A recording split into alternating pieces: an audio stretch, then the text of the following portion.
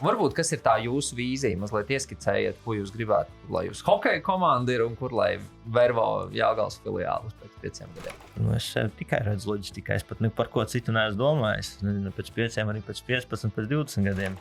Kur? Nu, nezinu, Jelgava, Rīga vai kaut kur plašāk, kaut kur citur mēs būsim. To es nevaru spriest, bet man patīk strādāt Vervo, patīk viss tas kolektīvs, patīk tā mana komanda, ar ko es kopā esmu. Es pat negribu neko mainīt, man patīk. Nu, manā gadījumā vēl jau vairāk. Tā kā mēs neplānojam nekur pazust. Mēs domājam turpināt savus darbus, plēsties. Vairāk fūras ņemt klāt. Un hokejā droši vien augstākā līmenī gribētu tikt ar laiku.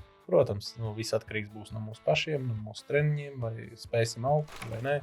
Jo es pieņemsim, es sācu pavisam nesen spēlēt, tādā vecumā grūti izaugt.